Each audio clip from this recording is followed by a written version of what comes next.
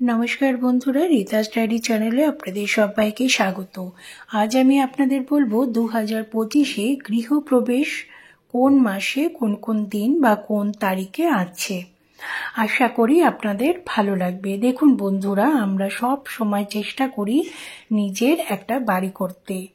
যার যেমন সাধ্য, যার যেমন আয় রোজগার, সেই অনুযায়ী একটা বাড়ি করার চেষ্টা সকলেই করে। কেউ ফ্ল্যাট বাড়ি কেনেন, কেউ বা এক কামরার একটা রুম বানিয়ে নেন 1 কাঠা 1.5 কাঠা জমির ওপরে। যে যেমন, যার ছাদের বাড়ি আছে, কারুর হয়তো টিনের বাড়ি, কারুর টালির বাড়ি। বাড়ি সকলেরই একটা দরকার, কারণ নিজস্ব বাড়ি থাকলে কি হয় যে নিজস্ব একটা শান্তি থাকে, যেটা ভাড়া বাড়িতে বা অন্যের বাড়িতে থাকে না। তো যাই হোক, শেষ জীবনে হলেও মানুষ একটা ছোট আশ্রয় করার চেষ্টা করে। তো সেই বাড়িটা যদি আমরা সুন্দরভাবে, বাড়িটা ছোট হোক কিন্তু বাড়িটা সুন্দর পুজো পার্বণ দিয়ে যদি গৃহপ্রবেশ করি, তাহলে আমাদের বাড়ির সমস্ত নেগেটিভগুলো দূর হয়ে যাবে এবং পজিটিভ শক্তি ভরপুর হবে। কারণ সেটা হচ্ছে আমাদের কাছে সুইট হোম, একটা ছোট্ট মিষ্টি বাড়ি। তো বিশেষ করে দেখবেন, আমরা ভারতীয়রা নতুন বাড়িতে যাওয়ার আগে আমরা একটা পুজো দিয়ে নিই, যাতে ক্ষতিকারক যে গ্রহগুলো আছে তাদের নেগেটিভ শক্তির প্রভাব না পড়ে। তো সেই জন্য আমরা গৃহপ্রবেশটা করে থাকি। আর খারাপ শক্তিও সব কিছু চলে যায়, একটা সুখী কম্পন সেখানে তৈরি হয় এবং শান্তিপূর্ণ জীবন আমরা উপভোগ করি। গৃহপ্রবেশ পদ্ধতির সবথেকে বেশি সুবিধা পেতে শুভ মহরত বা তিথি মেনে পুজো করুন। তো এই সম্পর্কে আমি বলবো, তবে আপনারা কোনো অ্যাস্ট্রোলজারের পরামর্শ অবশ্যই নিয়ে নিতে পারেন। বিশেষ কয়েকটা মাস বাদ দিয়ে অন্যান্য যে মাসগুলো থাকে, এই মাসের দিন তারিখ এগুলো আমাদের দেখে নিতে হয়। তবে অঞ্চল ভেদে এগুলো কিন্তু পরিবর্তন হয়। তাহলে আপনাদের মনে প্রশ্ন থাকতে পারে যে গৃহপ্রবেশের দিন কবে? জানুয়ারি, ফেব্রুয়ারি, মে, জুন, জুলাই, অনেক তো মাস আছে। কোন তারিখটা এবং কোন সময়টা শুভ? তো জানুয়ারিতে কিন্তু 2025-এ জানুয়ারিতে গৃহপ্রবেশের জন্য কোনো শুভ দিন পাওয়া যায়নি। আর ফেব্রুয়ারিতে গৃহপ্রবেশের মুহূর্ত আছে, সেটা হচ্ছে 6 ফেব্রুয়ারি, বৃহস্পতিবার একটা শুভ তারিখ রয়েছে, 10:54 PM। আর শেষ হচ্ছে শনিবার, ফেব্রুয়ারি 8ই ফেব্রুয়ারি, 6:37। আর নক্ষত্র হচ্ছে রোহিণী, তিথি হচ্ছে দশমী। এটা একটা তারিখ। 14ই মার্চ আছে শুক্রবার, এটাও সকালবেলা 8:19। আর উত্তরা ফাল্গুনী নক্ষত্র, পূর্ণিমা আছে, খুব ভালো দিন। আর আছে এপ্রিলের জন্য গৃহপ্রবেশের মুহূর্ত হচ্ছে 30শে এপ্রিল, বুধবার। এটা হচ্ছে রোহিণী নক্ষত্র, তৃতীয়া পড়েছে। আর মে মাসে হচ্ছে 7ই মে, উত্তরা ফাল্গুনী নক্ষত্র, একাদশী পড়েছে। 10ই মে আছে শনিবার, এটা হচ্ছে চিত্রা নক্ষত্র, ত্রয়োদশী। এবং 28শে মে বুধবার আছে, এটা হচ্ছে মৃগশিরা নক্ষত্র, দ্বিতীয়া। আছে 2025 সালে জুনের জন্য গৃহপ্রবেশের মুহূর্ত বুধবার, 4ঠা জুন পড়েছে বুধবার, এটা উত্তরা ফাল্গুনী নক্ষত্র, দশমী পড়েছে। তারপর হচ্ছে 6ই জুন শুক্রবার পড়েছে, চিত্রা নক্ষত্র, একাদশী। জুলাই মাসে পড়েছে 2রা জুলাই, উত্তরা ফাল্গুনী নক্ষত্র, সপ্তমী পড়েছে, তিথি। আর পড়েছে 4ঠা জুলাই শুক্রবার, এটা চিত্রা নক্ষত্র, দশমী পড়েছে। 7ই জুলাই আছে গৃহপ্রবেশ, অনুরাধা নক্ষত্র, ত্রয়োদশী। তারপর পড়েছে 28শে জুলাই, সোমবার পড়েছে, উত্তরা ফাল্গুনী নক্ষত্র, পঞ্চমী তিথি।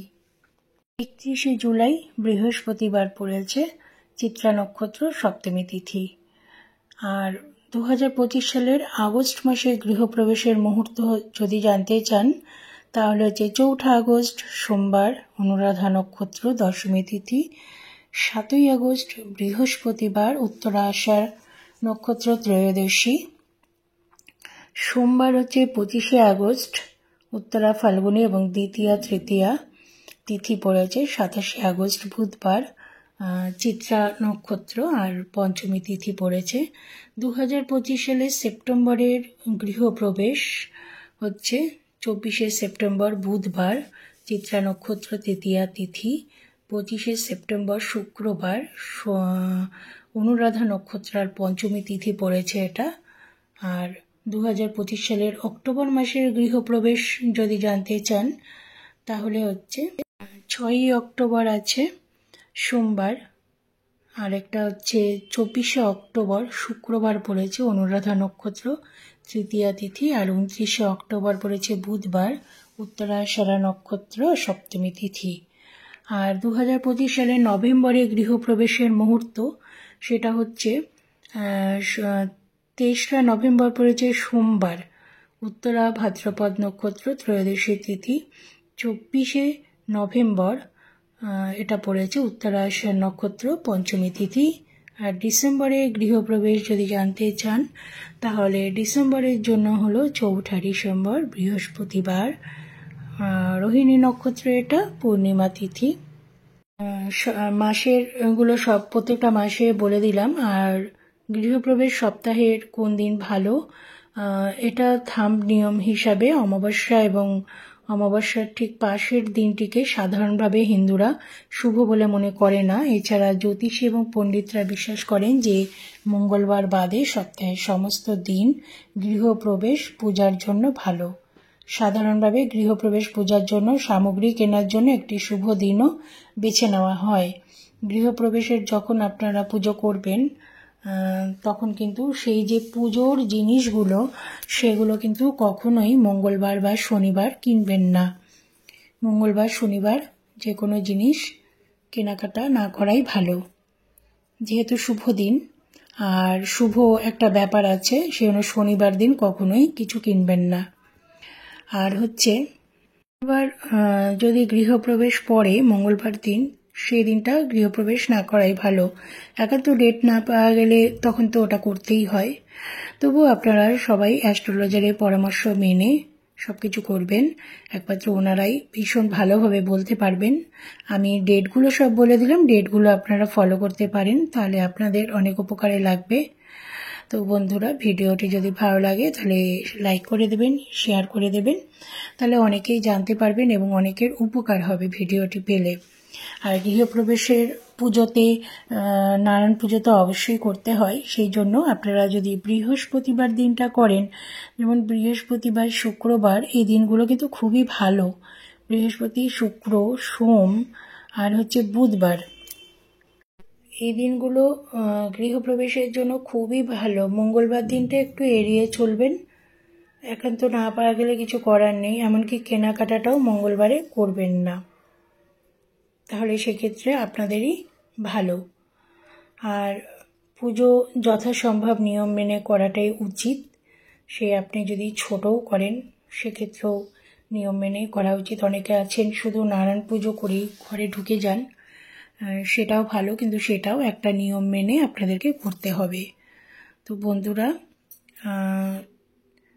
ভিডিওটি আপনাদের ভালো লাগলে আমাকে একটা কমেন্ট করবেন, তাহলে অনেক বেশি উৎসাহ পাই। একটা লাইক করবেন।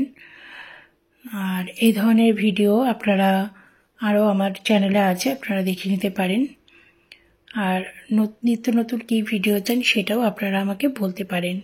সবাই ভালো থাকবেন, সুস্থ থাকবেন, ভিডিওটি শেয়ার করে দেবেন তাহলে।